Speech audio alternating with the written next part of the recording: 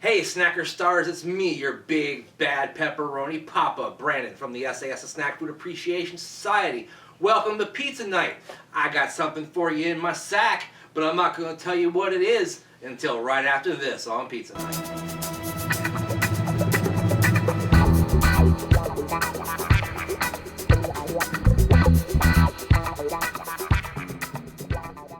Alright, gang, it's another Frozen Friday on Pizza Night. It is Friday night, January the 16th, 2015. Still no new calendar. Hope to rectify that very, very soon. Saw one at Walmart the other day that I liked quite a bit, but just didn't pick it up. Anyway, let's see what the ridiculously expensive Brandon Sack 5000 has in store for us this evening, shall we? Open the bad boy up.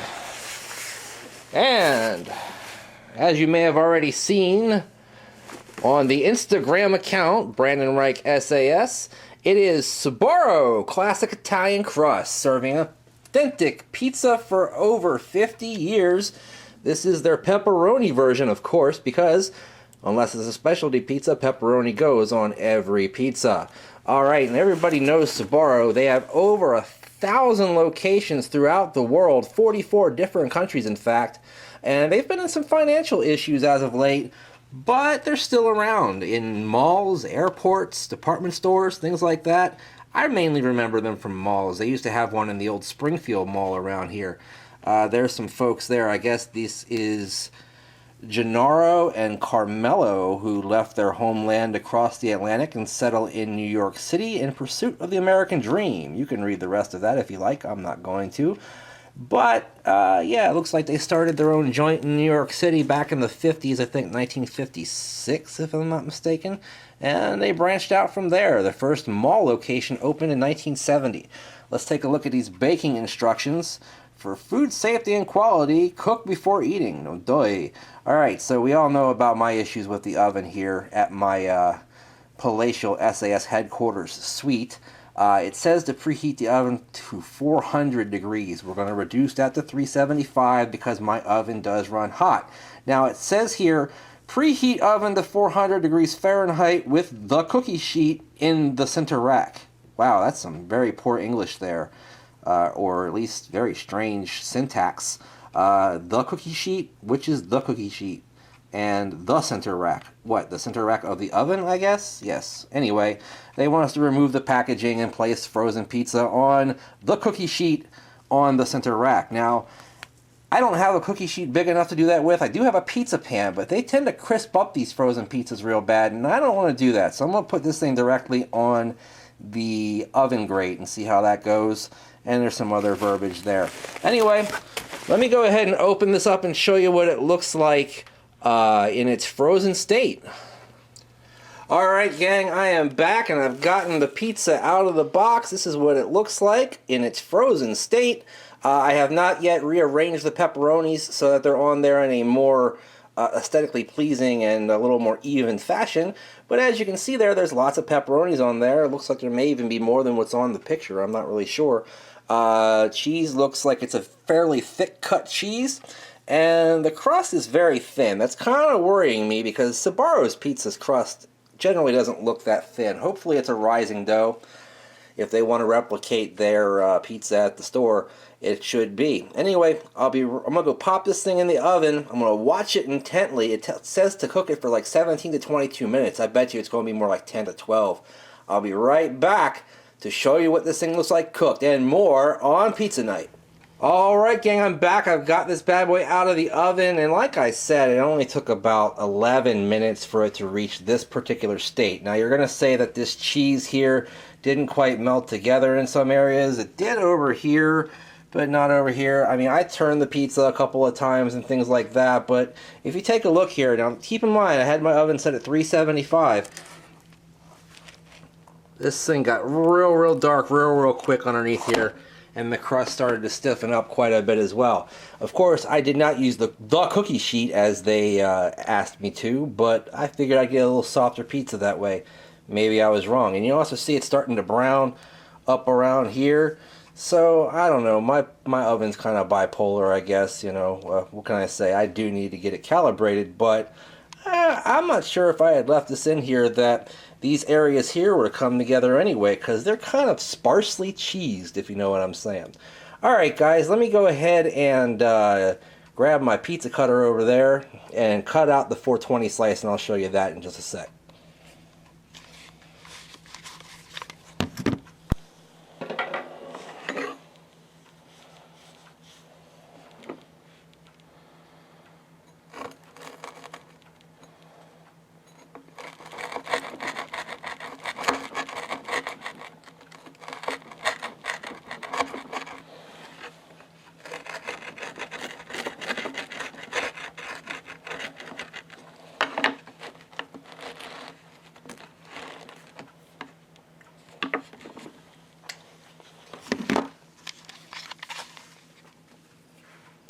Three, two, one.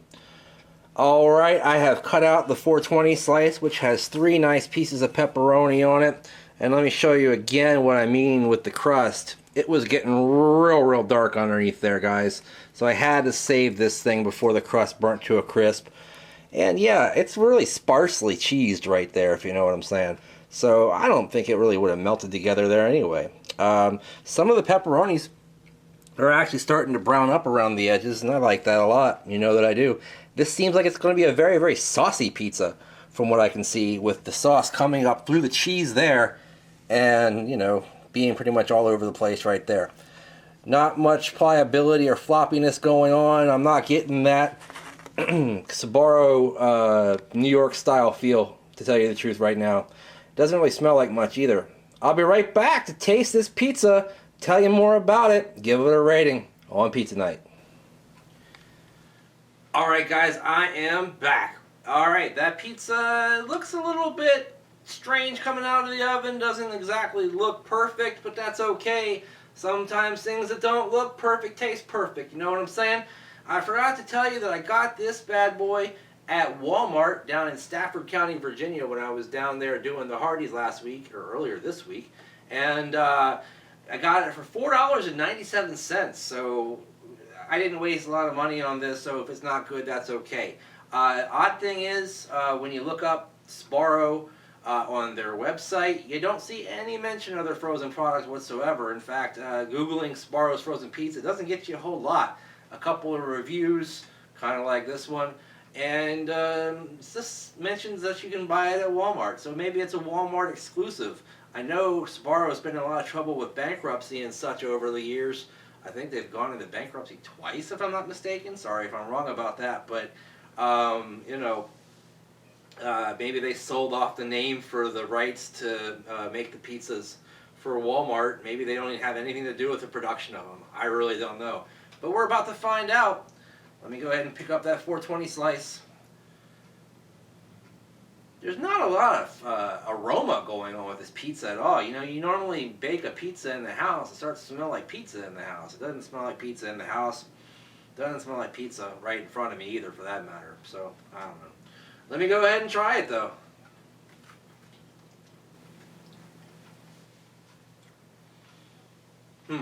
Not sure about this yet. Let me get another big bite.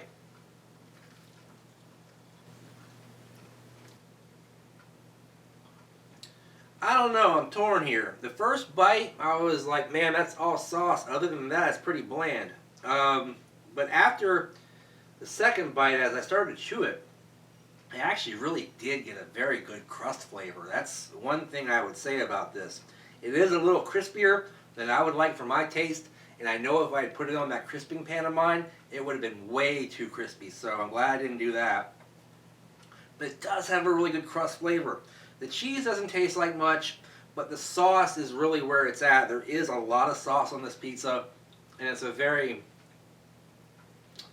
sort of in the middle sauce. It's got a little bit of sweetness, a little bit of spice, a little bit of, you know, savoriness and what have you. But otherwise, overall, I would say it's pretty darn good. The sauce, that is. The pepperoni didn't make much impact on me on this. So let me go ahead and try this piece of pepperoni right here.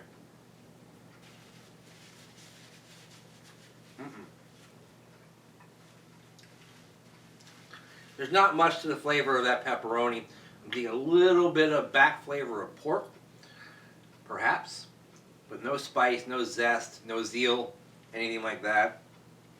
Overall, putting the components together, you know, basically being good on the crust and good on the sauce, but meh on the cheese and less than meh on the pepperoni. I'd say better than half of a thumbs up, just because of the price as well. The crust and the cheese. Hell, a cheese version of this would probably taste really, really good, and I'm not the type of guy to eat a cheese pizza. Yeah, 5/8 thumbs up ought to do it. A little bit better than half, but not much better than half. What can I say? You know, Sbarro by itself, I haven't had it in at least 5 years. I used to eat it all the time when I was a youngster, but not so much anymore. In fact, I don't even know where one is. I know there's actually some in the city of Washington, D.C., but there's really none in Northern Virginia anymore, from what I recall. Oh no, there's one in the Pentagon, but good luck getting in there. Alright, so 5/8 thumbs up for the Sbarro frozen authentic pepperoni pizza. Not bad, not terrible, but not going to win any awards. What can I tell you?